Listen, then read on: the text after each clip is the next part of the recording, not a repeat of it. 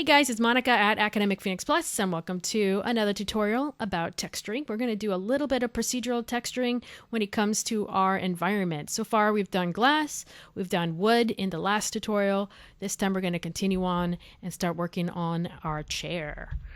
So we have a chair that we modeled last time, very modern, very hip, and we want to make it look like some type of leather. I'm thinking about these legs as well. So let's focus on the chair. We're going to right click, assign a new material. We're going to use an Arnold AI standard surface. And this is going to be my leather shader. Let's go ahead and crank that weight up to 1. And the first thing we have is color. Now, we probably want something a little beige-like maybe. Something a little bit modern, light beige, something along those lines. And it's a little shiny, so I'm going to go in, grab that shader. My computer's lagging a lot. I think it's going to be okay. And I'm going to go to my specularity, just rough it up a little bit. And the next thing I want to do is actually assign a texture to it. So under color, we're going to click on that little checker. And let's look for leather. It turns out that there is a leather shader in here. So if we click on it, you're going to see the shader preview right here, and then we can see what the color looks like. So now we have what theoretically is supposed to be leather, but I think we can do a little bit better job than that. So over here, we've got the color. We wanted something a little lighter, so perhaps I'm going to choose this. And let's see what that looks like. So that's coming along. Let's go ahead and pick a similar color, but let's go darker. So it doesn't have to be so high contrast, because we were trying to get is a little bit of that texture look. Then after that, we can kind of play around with the cell size. So as you can see, we can decrease the cell size. And since it's trying to render everything, I'm just going to go ahead and make a selection here. So notice that the cell size is really small now, so we can't really see it. So let's go ahead and increase it a little bit more so we can, in fact, see just a little bit. You might need to type it in, maybe a 0.3. Why don't we play with that? I do encourage you to play around. You can also do density and a bunch of other things, but well, let's see randomness. Let's reduce the randomness. Oh boy. It's starting to look very clean. Let's bring it back up. I highly encourage you to explore. All right. One of the things we do want to enhance is what's called the bump map. So let's go under geometry. We can use something very similar. We can actually use the texture that we have here and assign it to the bump map. But first I'm going to click on this little guy right here, which is going to give me the create render node window, delete the render part. And then I'm just going to select file because I need a file to attach it to. But I'm going to show you a trick. I'm going to stop that. I'm going to go up here to the Hypershade. So if you guys have never used the Hypershade before, this is basically a library of your shaders. So over here, you can see that we have one shader called glass, which is our glass shader. Lambert 1, which is the default. Don't touch that one. Leather, which is the one we're working on. We have particles. Don't touch that one either. Shader glow. Don't touch that one either. We have this one, which is AI standard 1. Used for something. Not sure what. And then the wood, right? So it's important to name your shaders, because otherwise you're going to get really confused. So if I right click on my shader, leather shader, and do graph network, you're going to see that it brings up a bunch of nodes.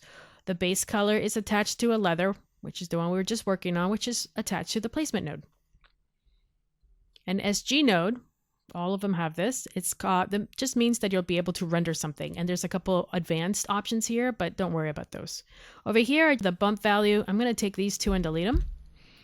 And I'm going to open up my little leather here, and there's a little plus sign next to the out color. Press on that. Then I'm going to grab the R and just plug it in, and then I'm going to see what it does. Can you see how it's already kind of bumpy? Whoa. Let's see what it renders. Preview looks crazy. Let's close this Hypershade and let's open up Arnold. So basically what it does is that it's going to make something rise and fall. And it's basically faking it. It doesn't actually change anything in the geometry, but it just makes it look like anything bright or light white, for example, is going to rise, and anything dark like black is going to sink. So it gives it almost like a texture feel to it, which is really nice. Something that I want on my piece. Now this might be a little too much. All right, so if I zoom in, I really don't want it to look like snakeskin or something that might be a little bit uncomfortable. So I'm going to stop this. Let's go to our Hypershade. Let's grab this bump 2D node. And there is a bump depth. I can actually divide it in half by typing in 0.5. Press enter. You can already see that in the preview it's not as dramatic anymore.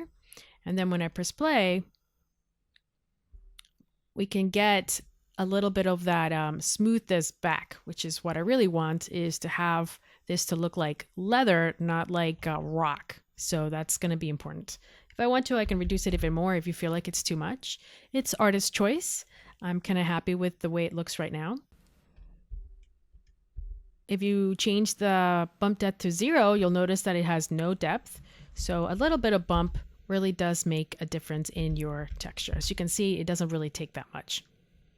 So now I've dropped it down to 0.1, and it's still pretty strong, but not as strong as it was before. Just nice, just enough.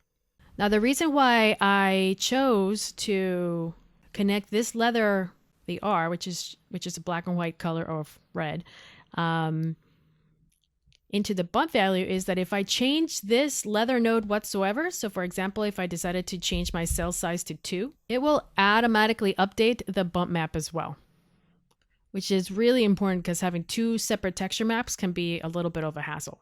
So this is one of the reasons why I connected it. So there's a method to my madness. Let's go to 0.3. I want it smaller. Maybe I'll lighten this leather as well so it's not so dramatic. Cool. I can play with this all day. All right, so now that we have the leather, let's go ahead and stop this, and let's grab these 2 legs, right click, assign a new material, Arnold AI standard surface, and this time we are going to choose, let's say, chrome. This is going to be my chrome shader. Now here's a little fun trick about Arnold, is that up here at the top there's a presets, and notice that there's a little asterisk. If you click on that, you're going to see that there's a whole list of shaders that you can choose from.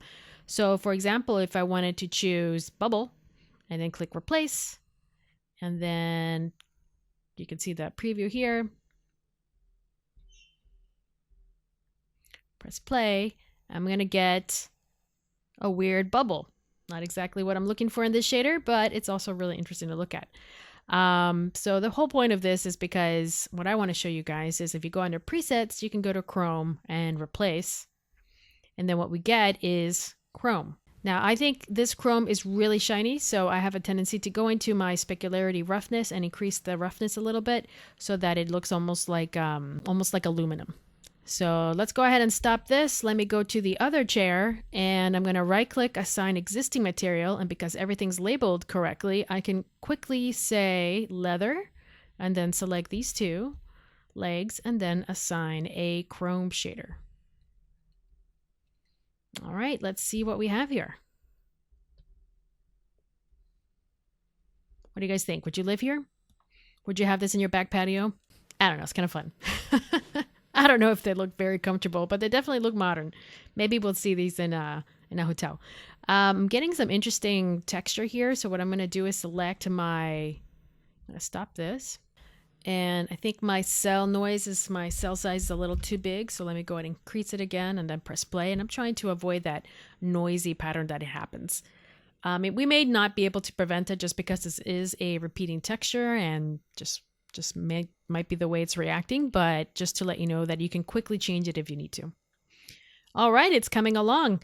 The next part we're going to do is create like a patio floor and a couple other things such as studio lighting to make this look really beautiful and nice for your portfolio. So I hope you enjoyed that tutorial. We went over leather, shader, all of this is procedural. the chrome, and a couple of other things. So I'm glad. Hopefully you enjoyed it. I definitely did. So let me know if you guys have any questions by leaving a comment below. Don't forget to take a look at academicphoenixplus.com for free tutorials. I'm gonna zoom in here and do a nice close-up render.